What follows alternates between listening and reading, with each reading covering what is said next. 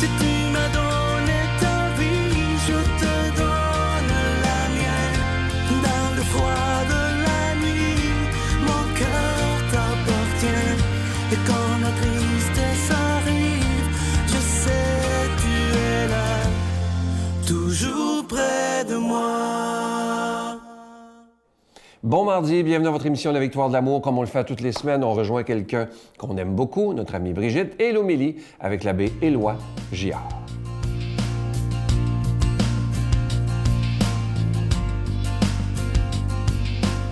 Bon matin à tous et toutes. Alors ce matin, on va identifier les 5 étapes du discernement. Alors c'est pas moi qui ai inventé ça, là. C'est Saint Ignace de Loyola qui, dans ses exercices spirituels, identifie certaines étapes. Mais là, on va résumer parce qu'on ne peut pas partir là-dessus. J'en aurais pour 5 ans. Donc, on va simplement y aller avec le plus important, je dirais. Et on sait que c'est important de discerner. Dans le fond, ce qui nous aide à faire, Saint Ignace, c'est qu'il nous aide à identifier ce qui se passe à l'intérieur pour savoir, est-ce que ça vient de moi, cette idée? Est-ce que ça vient du Seigneur? Ou si ça vient de l'adversaire, avec un gros A. Hein, on en a parlé beaucoup de l'adversaire quand on faisait nos chroniques sur les anges. Bien, il est toujours là, lui. Puis il essaye toujours de nous envoyer des messages. Puis là, ça rentre en distorsion avec ce qu'on sent, puis ce que l'esprit, le bon esprit, nous insuffle. Alors, il faut savoir justement discerner c'est quoi ces mouvements-là. Puis, Saint Ignace, il donne des bons trucs en 5 étapes. On sait aussi que même si c'est un mal, ce qui se passe, comme présentement la COVID, la maladie, le confinement, les faillites, name it, là, on sait qu'à travers un mal, le Seigneur peut tirer un bien incroyable. Ça, on l'expérimente dans nos propres vies spirituelles. Alors, on le sait que ça peut être ça aussi au niveau mondial.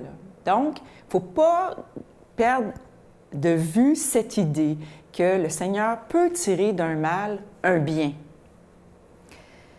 Alors, les 5 étapes, on va les nommer, disons, plus rapidement aujourd'hui, mais on va vraiment y aller à chaque chronique. On va essayer d'approfondir chaque étape. Donc, les moyens pour avancer, pour discerner. Le premier, c'est de désirer suivre Jésus. Il faut que ce soit un désir. Il faut qu'on le veuille. C'est une décision. C'est pas juste un feeling intérieur. Tu sais, ça, c'est comme le mariage. OK? Il faut vouloir que ça marche. Si on ne veut pas, si on fait juste se fier à notre feeling, ça ne durera pas longtemps. 2, apprendre à reconnaître ce qui se passe en moi. On va voir c'est quoi une différence entre une émotion, un sentiment. 3, c'est d'être accompagné. Être accompagné par quelqu'un, un prêtre, une religieuse, pas un ami, hein? Quelqu'un qui est éloigné de notre vie intime. 4, faire le tri. Après ça, on va faire le tri, puis on va décider c'est quoi qui est bon. Et 5, on va mettre par écrit notre décision, et là, on va passer à l'action. Alors ça, c'est les 5 étapes, puis on continue la semaine prochaine. Notre Père qui es aux cieux, que ton nom soit sanctifié, que ton règne vienne, que ta volonté soit faite sur la terre comme au ciel. Donne-nous aujourd'hui notre pain de ce jour. Pardonne-nous nos offenses comme nous pardonnons à ceux qui nous ont offensés. Ne nous laisse pas entrer en tentation, mais délivre-nous du mal, car c'est à toi qu'appartient le règne, la puissance et la gloire pour les siècles des siècles. Amen. Mon Père, je m'abandonne à toi. Fais de moi ce qu'il te plaira. Quoi que tu fasses de moi, je te remercie. Je suis prête à tout, j'accepte tout, pourvu que ta volonté se fasse en moi, en toutes les créatures. Je ne désire rien d'autre, mon Dieu. Je remets mon âme entre tes mains. Je te la donne, mon Dieu, avec tout l'amour de mon cœur, parce que je t'aime, et que ce m'est un besoin d'amour de me donner, de me remettre entre tes mains, sans mesure, avec une infinie confiance, car tu es mon Père.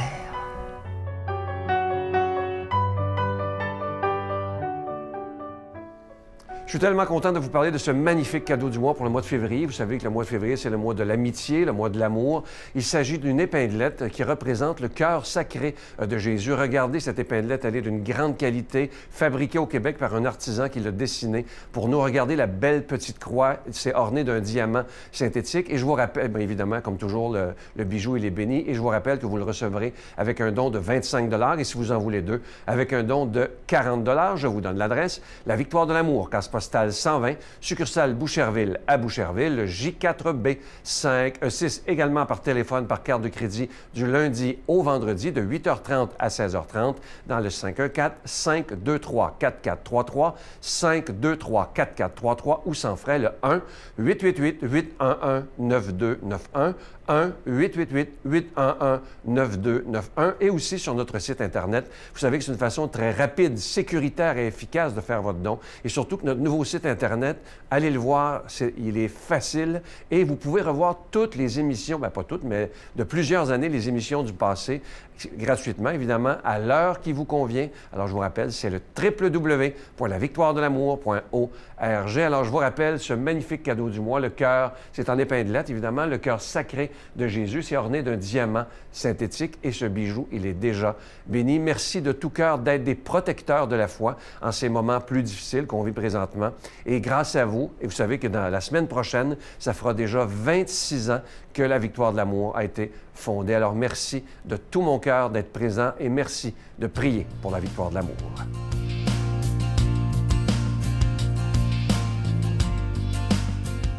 Mon Dieu, donnez-moi la sérénité d'accepter les choses que je ne peux changer, le courage de changer les choses que je peux et la sagesse d'en connaître la différence. Amen.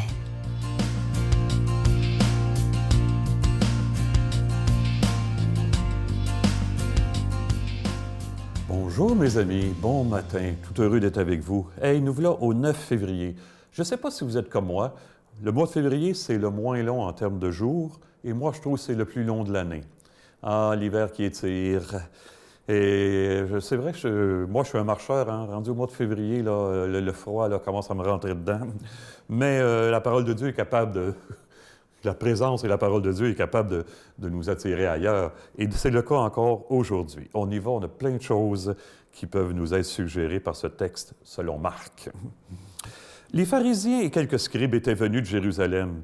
Ils se réunissent autour de Jésus et voient quelques-uns de ses disciples prendre leur repas avec des mains impures, c'est-à-dire non lavées.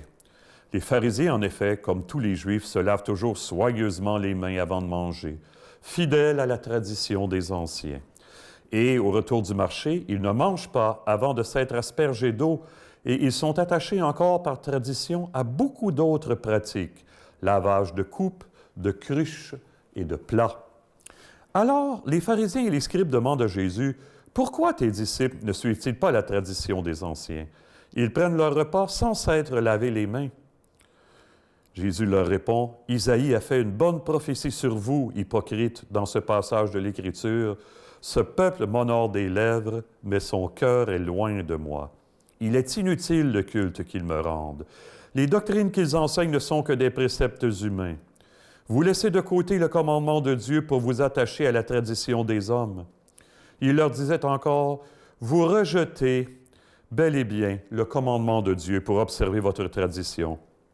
En effet, Moïse a dit, « Honore ton père et ta mère. » Et encore, « Celui qui maudit son père ou sa mère sera mis à mort. » Et vous, vous dites, « Supposons qu'un homme déclare à son père ou à sa mère, « Les ressources qui m'auraient permis de t'aider sont korban, c'est-à-dire offrande sacrée. » Vous l'autorisez à ne plus rien faire pour son père ou sa mère et vous annulez la parole de Dieu par la tradition que vous transmettez. Et vous faites beaucoup de choses du même genre. Hey, moi, je ne suis pas un gros dormeux. Moi, je me couche vers 11 heures, puis souvent, à 4 heures, je suis réveillé. Je m'endors plus. Je suis rendu là, je suis comme ça. Là. Bon, j'aime aller marcher, mais on ne part pas pour aller marcher à 4 heures. J'aime avoir un peu de clarté quand je vais marcher. Si je pars à 4 heures, je vais partir puis je vais revenir à noirceur. Bon. Alors, j'ai développé une habitude depuis quelques années. J'ai commencé à dire le rosaire le matin, comme ça, pour commencer le jour. 3 chapelets, vous comprenez? Et bon, c'est 15 dizaines, le rosaire. J'ai des intentions précises là, qui me permettent de couvrir toute l'actualité souffrante. Ça prend à peu près 1h10. Ça me prend aux alentours d'1h10 faire un rosaire. Là, vous êtes peut-être en train de vous dire « Ah, quel bon prêtre, quel homme pieux! Détrompez-vous! » Vous devriez voir parfois la vitesse à laquelle j'enfile les « Je vous salue Marie » pour finir avant de partir marcher. Vous devriez voir ça. Pas très édifiant, monsieur le curé. Alors, il y a une phrase de Jésus dans ce qu'on vient d'entendre qui est terrible, hein? Ce peuple m'honore des lèvres, mais son cœur est loin de moi. Je trouve que c'est une des phrases les plus terribles de Jésus dans l'Évangile. C'est comme des rayons X sur mon cœur profond. Et ce lit à double titre. Je suis obligé de me demander, en entendant cette parole-là, puis en me regardant prier le rosaire, est-ce que je prie pour satisfaire un devoir? Puis ensuite, est-ce que je prie pour m'empêcher de m'engager ensuite, me donner bonne conscience? Pourquoi je le fais, au fond? Hey! Finalement, est-ce que ma prière me rapproche ou m'éloigne de Dieu? On peut se servir de Dieu pour s'engager à fond dans des appels ou pour échapper à de véritables engagements. Au fond, je suis chrétien quand je suis donné pour les autres, que ce soit en priant ou en agissant. Les grands apôtres, c'est tous des grands priants. Hey, je vous donne l'exemple du frère André. Vous savez, comme moi, le frère André travaillait 18 heures par jour, puis souvent plus. Hein? Et le frère André, il dormait à peu près pas. Le reste du temps, il demandait souvent à un confrère d'aller avec lui à la chapelle pour prier, pour pas qu'il s'endorme, le frère André. Vous savez bien ce qui arrivait, hein? C'est l'autre qui s'endormait avant lui la plupart du temps. C'est ça, un saint, une sainte, hein? Et je pense à une femme qui m'appelle, qui écoute la victoire de l'amour, qui m'appelle, et avec son mari qui ont un commerce, puis qui aide beaucoup de gens dans leur coin. Et qu'on sent que son cœur est ouvert par la prière, cette femme-là. Ça me donne des leçons, moi qui est capable de parler puis de dire des affaires comme ça à TV, des belles choses comme ça. Hein? Aimer les autres selon l'Évangile, c'est se mettre à leur service en leur faisant découvrir l'amour. Hey, c'est ça notre travail. C'est pas d'abord d'aimer, je vais vous surprendre peut-être, mais de découvrir le seul qui est capable d'aimer au fond de nous. On demande ça à Dieu, cette découverte-là, qu'il nous bénisse en ce sens, lui qui est Père, Fils et Esprit Saint. Amen. Bonne vie. À bientôt tout le monde. Je vous salue Marie, pleine de grâce. Le Seigneur est avec vous. Vous êtes bénie entre toutes les femmes, et Jésus, le fruit de vos entrailles, est béni. Sainte Marie, Mère de Dieu, priez pour nous pauvres pécheurs, maintenant et à l'heure de notre mort. Amen.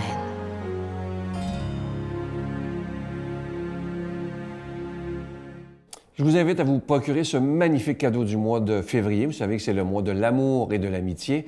Et ce mois-ci, c'est une épinglette qui représente le cœur sacré de Jésus. C'est un artisan du Québec qui l'a fabriqué. C'est vraiment de toute beauté. Et vous voyez la petite croix qui est sur le cœur, toute discrète, ornée d'un diamant synthétique. Et je vous rappelle que ce cœur, il est déjà béni. Vous le recevrez avec un don de 25 $. Et si vous en voulez 2, parce que ça se donne bien en cadeau dans cette période de Saint-Valentin, alors c'est avec un don de 40 $. Je vous remercie de tout cœur de ce que vous ferez pour la victoire de l'amour en ce mois de février. Merci de devenir ou de continuer d'être des protecteurs de la foi. À demain. Bye. Le secret de votre amour, parce qu'on voit que vous vous aimez beaucoup, dans cette journée de Saint-Valentin, c'est quoi votre secret? Je peux-tu le dire, chérie? Ah, voici. C'est la corde à 3 brins. C'est la corde à 3 brins. Alors, le 3e brin, c'est Jésus qu'on met au milieu de notre couple. Mais c'est tout.